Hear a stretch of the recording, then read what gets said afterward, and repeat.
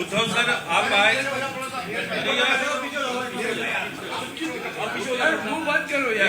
Uddhav sir आप दिल्ली में आए, कल जंतर मंतर पे आपने प्रदर्शनकारी छात्रों से मुलाकात की और अपना समर्थन दिया। कल राहुल गांधी के साथ और कांग्रेस पार्टी के साथ जो कुछ हुआ आपने देखा, कैसे देख रहे हैं आप? कैसे इस लड़ाई को आगे लड़ेगी आपकी पार्टी, और इंडिया गठबंधन में आप लोग इस लड़ाई को कैसे लड़ेंगे? पहले एक बात तो मैं स्पष्ट करना चाहता हूँ, सिर्फ कल मैंने समर्थन दिया ऐसी बात नहीं है। पहले दिन से मैं, अभिजीत है, सोनम जी तो मेरे घर आए थे, और इन बच्चों के साथ शिवसेना पहले दिन से है।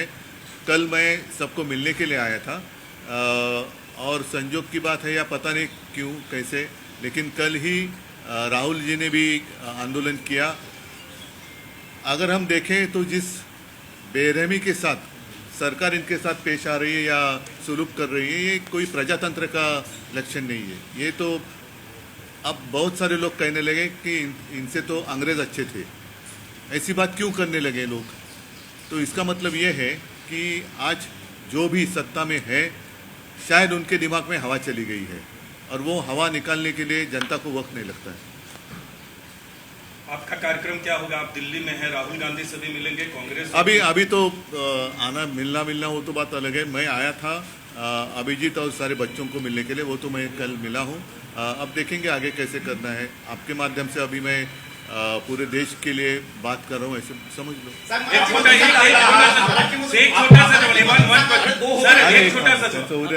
सर अब आपकी मांग, जो प्रोटेस्ट आपने कल देखा मिलने का, अब आप लोग की मांग क्या है? ऐसे आइए ना, अब आप लोग की सर मांग क्या है? संसद का सत्र भी चल रहा है, आपने देखो एक सिंपल बात है कि अगर कोई भी आंदोलन करता है तो सरकार का कर्तव्य बनता है कि उनके साथ जाकर बात करे, उनकी वो क्या कहना चाहते हैं। अगर उनकी कुछ गलतफहमी होगी तो गलतफहमी दूर करना सरकार का कर्तव्य होता है, और इस सरकार ने वो नहीं किया। अगर पहले दिन इनके साथ बात करते तो बात यहाँ तक नहीं बढ़ती। सोनम जी आए थे, अभिजीत आया था, पहले भी आए थे, ऐसे नहीं कि कल पहला दिन था, पहले भी आए थे, 1 महीना हो गया शायद, उस वक्त भी यहाँ आए थे। अगर उसी वक्त सरकार की ओर से इनके साथ कोई बात कर लेता तो आज तक ये मामला सुलझ जाता। लेकिन साथ ही मैं, जैसे हमने प्रदर्शन किया था मुंबई में, और भी करेंगे हम, उस वक्त मैंने याद दिलाई थी 2 चीज़ों की, 2 घटनाएं। इंदिरा जी की एक घटना थी और दूसरी अन्ना हजारे, दोनों अनशन की बात, अनशन से जुड़ी हुई बात है। इंदिरा जी के समय पर सोनम जी के पिताजी जब अनशन पर बैठे थे लद्दाख में, तो इंदिरा जी, पता नहीं उस वक्त वो प्रधानमंत्री थी या नहीं थी, लेकिन स्वयं जाकर उनसे उन्होंने बातचीत की थी। दूसरी बात, अन्ना हजारे, पूरे देश में ऐसे माहौल था कि क्या होगा क्या नहीं होगा, लेकिन उस वक्त भी कांग्रेस की सरकार थी और मनमोहन जी प्रधानमंत्री थे। हमारे विलासराव जी देशमुख जो महाराष्ट्र से यहाँ थे, मंत्री थे या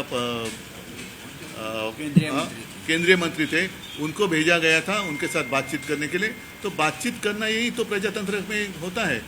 अदरवाइज आप इसको तानाशाही कह सकते हैं। अगर किसी की बात, खुद की मन की बात जबरदस्ती सबको सुनाए लेकिन जन की बात नहीं सुने, तो ये प्रजातंत्र नहीं है।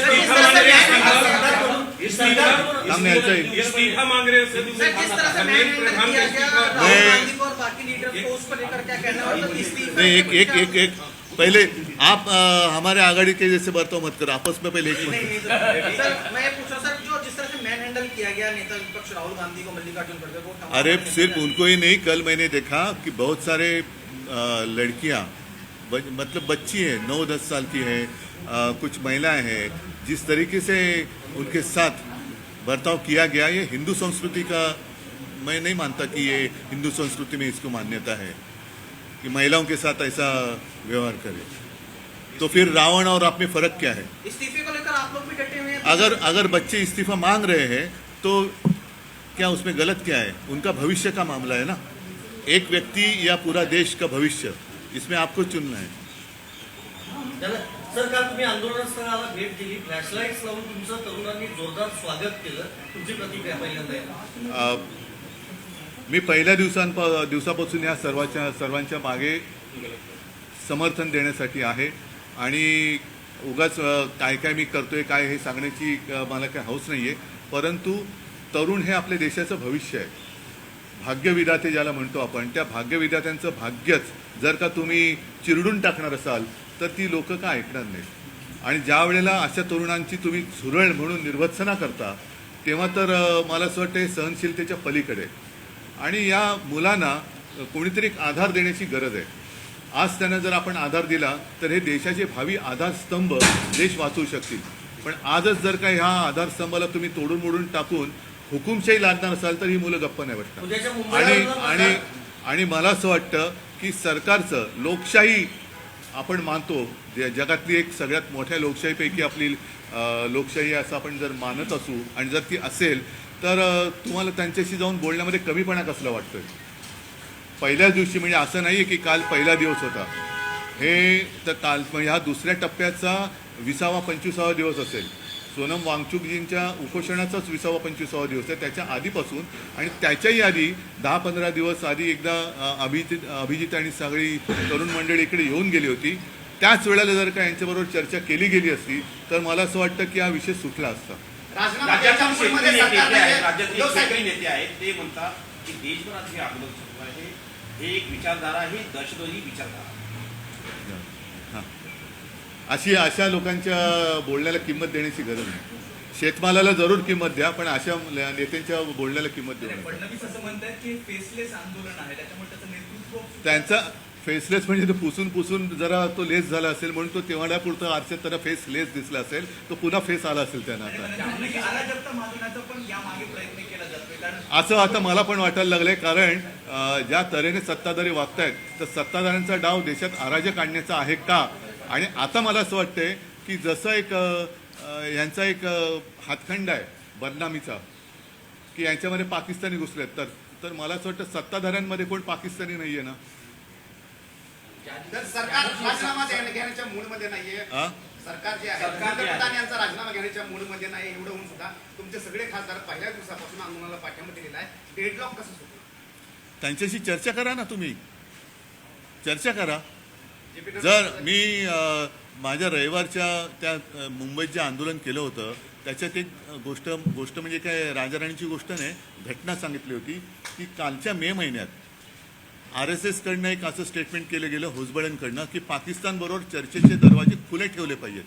आता नेमकं पाकिस्तानबरोबर लढायचं की नाही लढायचं आणि या आंदोलनात पाकिस्तानचा हात असेल असं जर का या सत्ताधाऱ्यांना वाटत असेल तर त्या हाताच्या तोंडाबरोबर तुम्ही बोलता तर मग या देशातल्या विद्यार्थ्यांशी, जे हे विद्यार्थी आपल्या देशाचे भाग्यविधाते आहेत, त्यांच्याबरोबर बोलण्यात तुम्हाला कमीपणा का वाटतो. म्हणजे हे मला त्यांचं गणितच कळत नाही की पाकिस्तानबरोबर चर्चेचे दरवाजे उघडे ठेवा, पण जे तुमच्या दारात आलेले आहेत, तुमच्याकडनं काही अपेक्षा घेऊन आलेले बाळगून आलेले आहेत, त्यांच्यावर तुम्ही लाठ्या चालवता. त्या मुलींवरती, अगदी मुलींवरती आणि महिलांवरती ज्या असभ्यपणाने अत्याचार केला गेलेला आहे. काल तर एक ती मुलगीच तिचे कपडे फाडले गेले. ही कोणती हिंदू संस्कृती आहे? ही हिंदू संस्कृती बसत नाही. आक्षेप घेतला जातोय.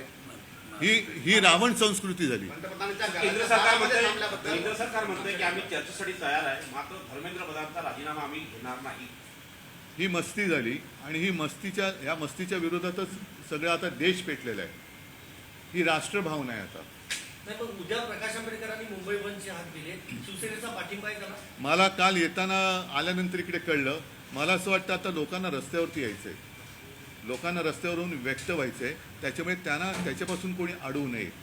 काल सुद्धा तुम्ही बघितलं म्हणजे मी तिकडनं निघाल्यानंतर एक 9 वर्षाची मुलगी, तिची बहीण, तिचे वडील, मुंबईच्या आंदोलनात अगदी कडेवरती घेतलेली लहान मुलं, त्या खांद्यावर घेतली, अशी लोक यांना रस्त्यावरती यायचे. आता त्यांना येऊ द्या, कारण हे जे काय आहे हे अचानक हा उफाळून आलेला असंतोष नाही, हा गेल्या 12 वर्षात साठलेला असंतोष आता उफाळून बाहेर पडतोय. तो पहिला येऊ द्या बाहेर. ज्या पद्धतीनं दिल्लीमध्ये युवकांवरती लाठीचार्ज करण्यात आला, आता उद्या महाराष्ट्र बंद आहे, महाराष्ट्रात देखील अशा घटना होतील अशा चर्चा. महाराष्ट्रामध्ये आता काल तुम्ही एक पाहिलं असाल की मी इथे निघण्याच्या वेळेलाच आदित्यने एक प्रेस कॉन्फरन्स घेतली आणि आम्ही युवा सेनेकडने एक हेल्पलाईन सुरू केलेली आहे.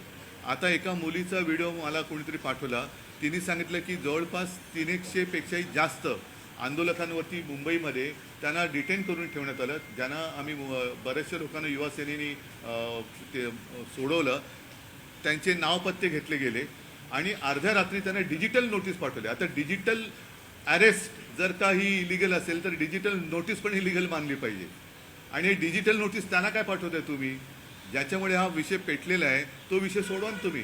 म्हणजे या देशामध्ये अन्यायाविरुद्ध आवाज उठवायचा नाही, आवाज उठवला तर ते तुम्हाला चेपून काढणार, ही लोकशाही देश मानणार नाही. तुम्ही दिल्ली दौऱ्यावर आहात, आता काही वेळात केजरीवाल तुम्हाला भेटणार आहेत.